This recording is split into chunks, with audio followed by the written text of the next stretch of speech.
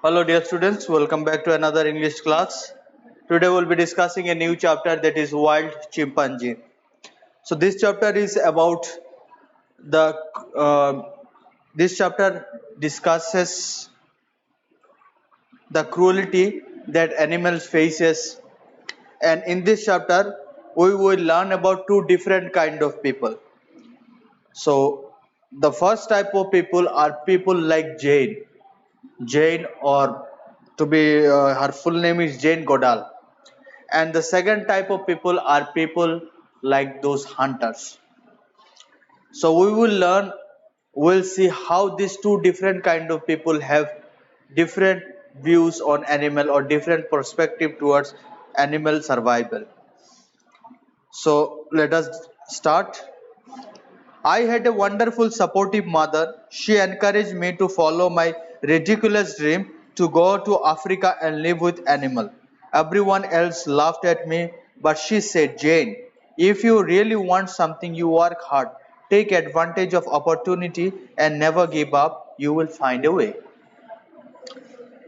So here we see about Jane Goodall. So she had a ridiculous dream. So a word you find here ridiculous means what? Unusual, unwanted. So not unwanted but unusual, bizarre kind of dream. So while kids of our age had a dream to become doctors, engineer, pilots, and other high profile jobs, she dreamed to go to Africa and spend her time with wild animals. So people consider her this dream to be bizarre, to be ridiculous. So they did not find it pleasing at all. But her mother was very much supportive. So her mother encouraged her to follow her dream, her passion. She encouraged her to work hard to achieve the dream. I was fortunate enough to meet Louis Leakey, who gave me this amazing chance to go and try find about the wild chimpanzee, our closest living relatives in animal world. So Jane considered herself lucky because she got an opportunity to work to fulfill her dream, and she was helped by Louis Leakey, who helped her to go to Africa and work with the chimpanzees, or to work for the chimpanzees. Now, why she was amazed? Why she was so much amazed with chimpanzees? So she was so much fascinated by the chimpanzee because she sees chimpanzees as our closest living relative. All right, closest living relatives to humans. We and chimpanzees share a lot in common, more than we even know. Okay.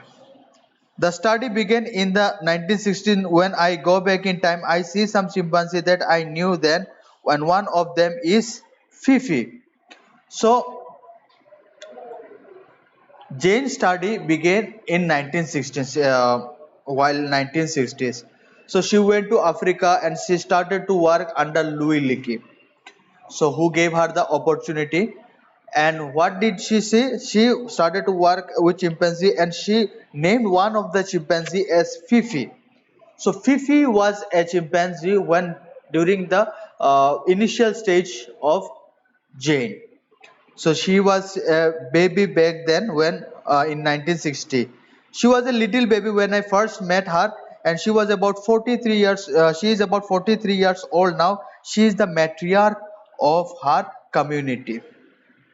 So back then, when she started in 1960, she was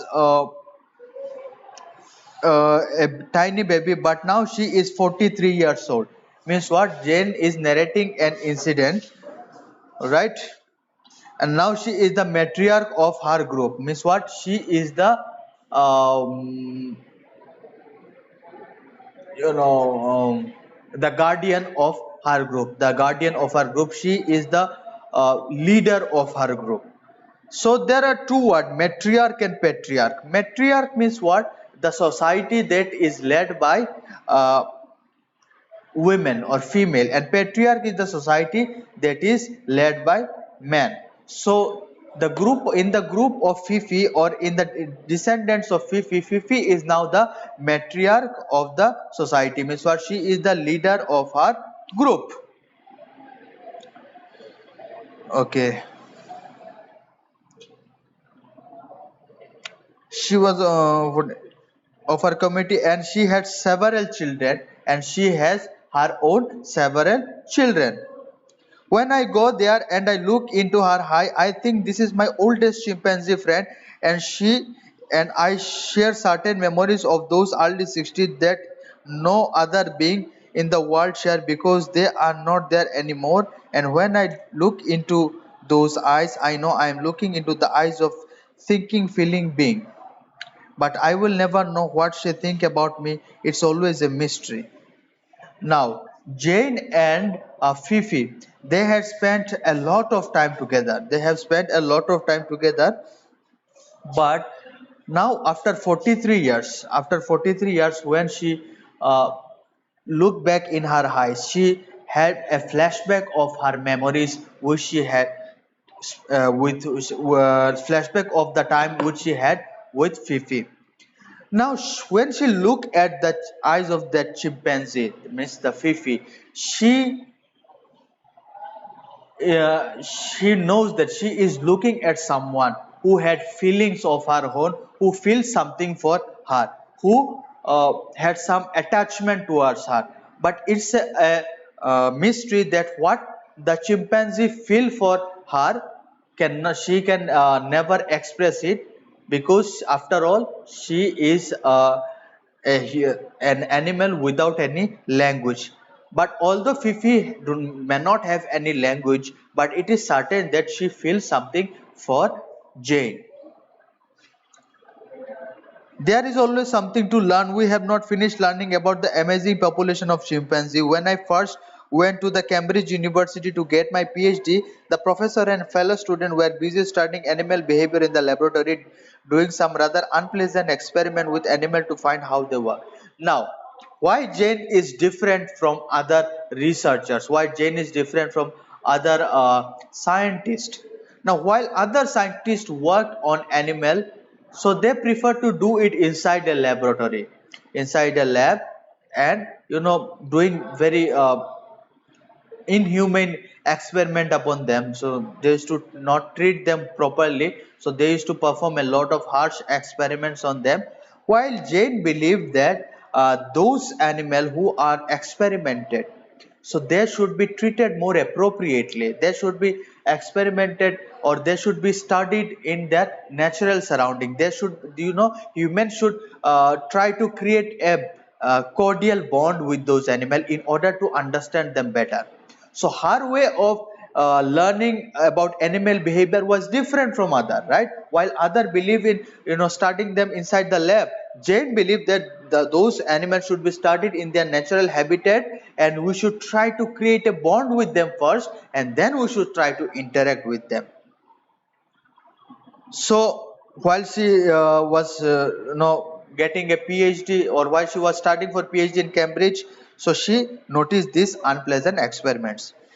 I was told first of all that I should not have named the chimpanzees. I should have given them numbers. It was more scientific. I could not talk about their personality. Only humans have personalities. I certainly could not talk about them having mind capable of rational thought, even though it was demonstrated that they used and being made to ripping leaves of twig and using objects in many different ways.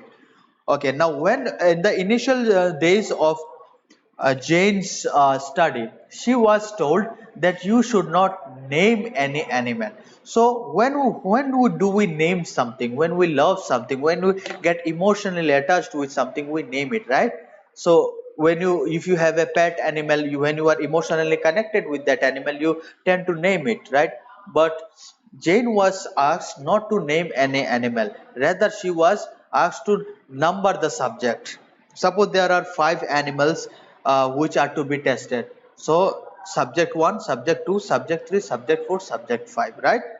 So you should test them because they are nothing but some laboratory or testing subject.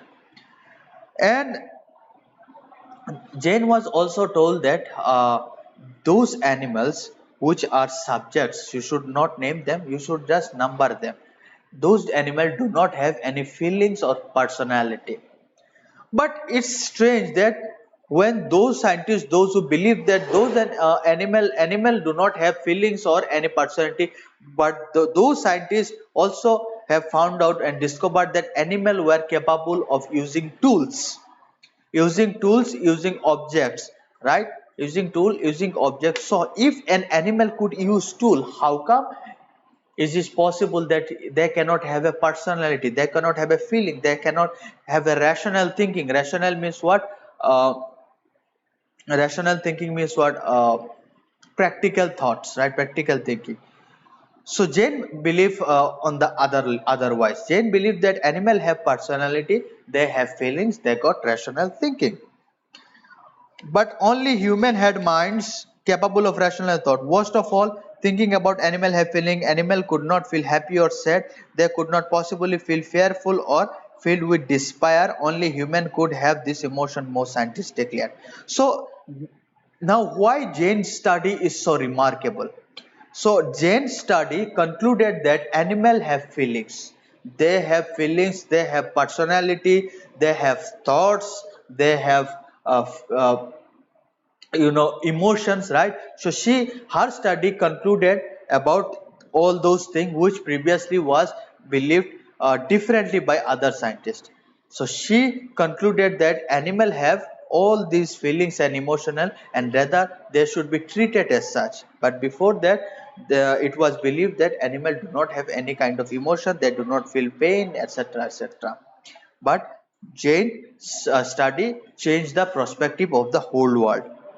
Gradually over this years, since those early 60s, there had been a change in science. There are still scientists who will not agree that animals have mind and personality or feeling. Usually those scientists are the only who are conducting some fairly cruel form of research. We still find people who think that mere animals do not have feeling. They are often those people who are doing this, like raising animal in intensive farm for food or hunting them. We owe debt of gratitude to this chimpanzee, this amazing being. Now, even though she started her research in 1960s, and it changed a lot. Uh, it changed a lot for this world. It changed a lot about how scientists and people see the animal before 1960 and after her research. It changed a lot. But yet you will find there are some scientists, there are some people who believe, still they believe that animals do not have any feeling or personality. They do not feel, have any emotion, and that is how they still treat them with cruelty. And yeah, and that is why they breed animal in large scale so that they can just mere slaughter them and consume them. So you will find it is cruel. But on the other hand, since animal are, when we perform a research or when we do a test of any modern new medicine, we test it on animal first. So there are a lot of things that animal give us. So animal maintain harmony, in the ecology, right? They maintain a balance in the ecology, sorry, in the our environment. So they be our test subject for any medicine before testing on human. So we owe a lot. We should be grateful to them. We should be grateful to them, and we owe a lot to those animals. When you have spent time, and now Jane is talking about herself that she had spent a lot of time with chimpanzees, and when she had spent a lot of time with chimpanzees, she had learned a lot from them. She had seen, experienced new things, right? And for which she is grateful to those chimpanzees. You know how much like us they are. When we where we used to think there are big chasm between us and the rest of the animal kingdom, you can now imagine a chimpanzee walking towards you, and he is reaching out about that big chasm, and he is looking into your eyes saying, don't I matter in your field of compassion? And if you dare to look back into those eyes and take that hand, here, if you're going back to look over his shoulder and say, what about them? What about all this an amazing animal with whom we share the planet? Don't they matter they too? Now, Jane shared one of her experience. Jane said that when I have, Jane expressed that when she had, spent her time with those chimpanzee and when she used to look at their eyes, she sensed a gap between humans and chimpanzees. And she felt that these chimpanzees, they are trying to close that gap. They are trying to fill that gap and they are trying to, tell us that this is not your world only. We too are a part of it. Don't you think we matter in this world? Don't you think we should also we both should coexist? And at the same time, Jane see that this animal, this chimpanzee are also, talking about all those animals who are living in the wild, who are living in the forest, are talking about all those, expressing their concern about all those animals in the forest.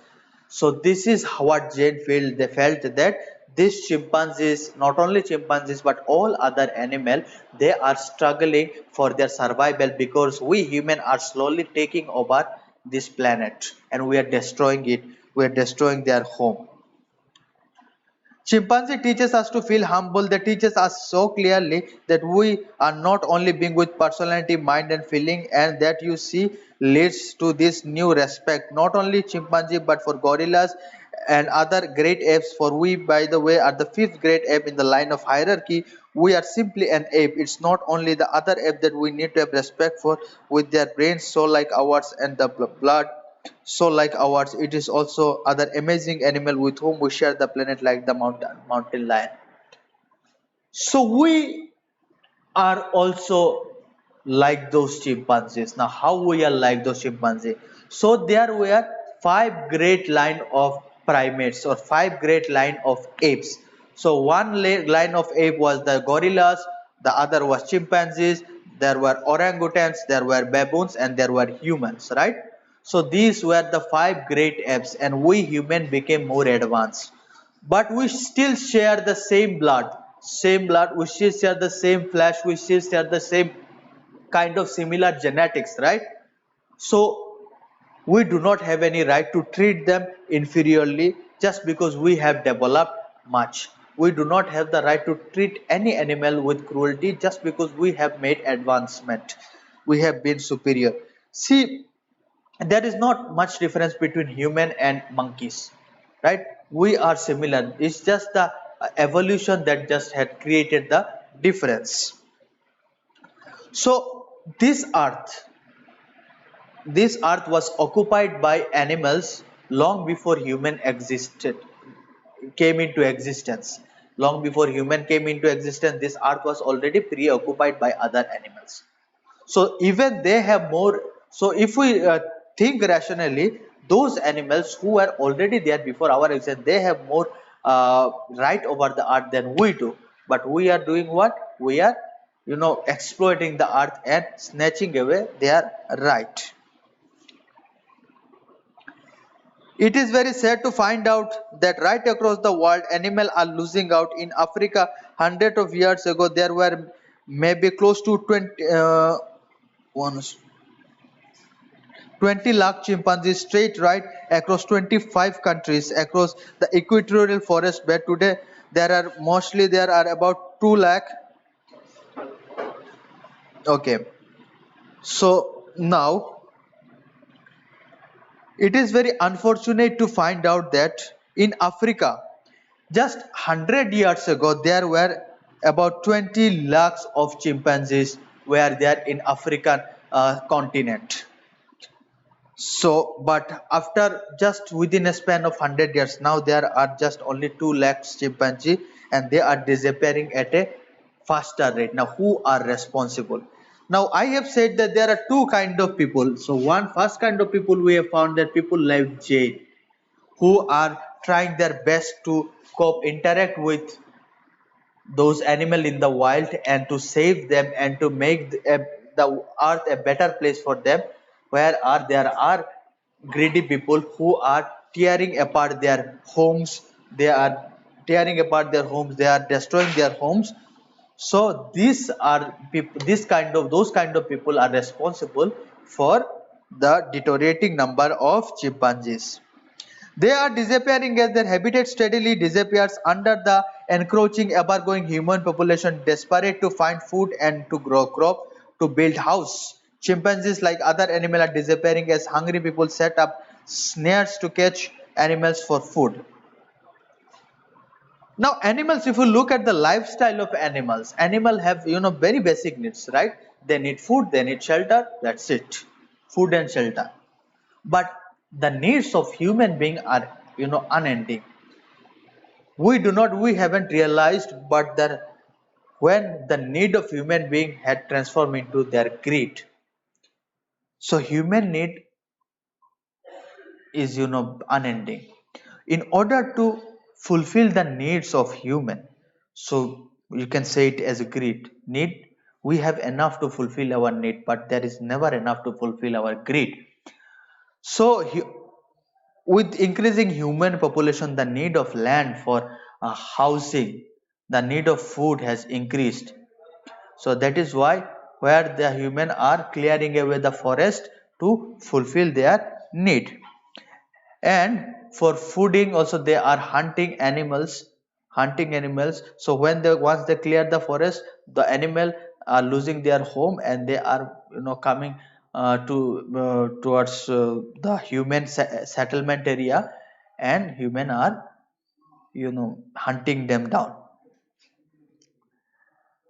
Hungry people set up snares to catch the animals. Yes, and there are people now. See, it is quite understandable if you hunt an animal for food. Quite understandable, right? If you do not have anything here, or if you hunt an animal just for food, it is quite understandable that you have hunted an animal for food. But what if you hunt animal for more than just food? I mean, I'm talking about, see, when you have an option not to kill an animal, but yet you are doing this just because you want to eat that animal out of you know because you want it, not because you need it. So that's where cruelty comes. You have other option, yet you are killing that animal to eat it. That's cruelty. But it's not like that. Human test or human test palette has expanded so much that human are have they have started to uh, try different animals. They have started to eat those animals which was once thought not edible. So we have, I think you have heard that people are doing a lot of experiments with different of animal in terms of food. So every animal which you see on this planet are eaten nowadays by some or the other people. Any animal you see, they are eaten by somebody either here or somewhere else. Starting from reptiles to birds to mammals to every kind of animal are insects. Every kind of animals are nowadays consumed. So this is how human uh, became adamant to destroy animal kingdom. The greatest threat to chimpanzee and all other animals of the Great Congo Basin, the Central Asia of Africa, is what known as the bushmeat trade or commercial hunting for food, not hunting to feed hungry people, not the kind of hunting that people have practiced for many parts of the world for hundreds and hundreds of years, living in harmony with the forest. See, primarily people hunted for what? People hunted for food, just to fill their belly with some food. But now people hunt to try exotic meats, to try meats of different animal, right? To try meat for different animal, just for their this uh, greed, they are hunting it. Otherwise, why would somebody taste like to eat the meat of a chimpanzee or the meat of an elephant, the meat of a zebra, the meat of a giraffe? These are exotic animals, right? The meat of whale, right? Well, the meat of dolphins, people are eating it. People like to spend money on this exotic, on this unusual foods, unusual meat. So this has become a $1 million industry nowadays. But traditionally, hunting was done just to fill the belly, but it is not traditional hunting. Commercial hunting is new kind of hunting, and it is made possible in the Great Congo Basin because lodging companies have gone in made road deep into the heart of the large forest, and now for the first time there is road and there is transport. The hunters are going in from the town and they set camp at the end of the lodging road. They shoot everything: elephant, gorilla, chimpanzee, monkey, antelope, even larger birds and bats, all of them shot and smoked. The dead animal are loaded up along with the trunks of the trees and taken into the town where the rich will pay more money for this bush meat. They prefer taste of this meat, so they pay more money would the meat of chicken or the goat.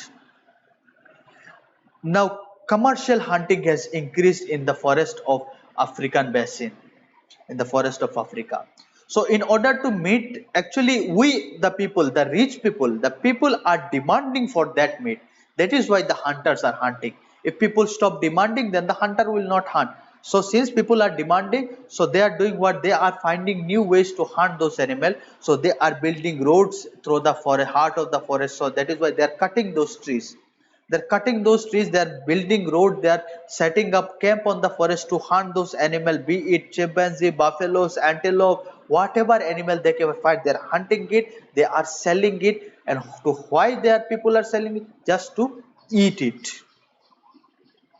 Now it is quite obvious that if you want chimpanzees meat, or if you want meat of elephant, or if you want meat of gorilla or bat, obviously we will pay more money than chicken or goat because they are abundantly found. Those are animal are rarely found, right?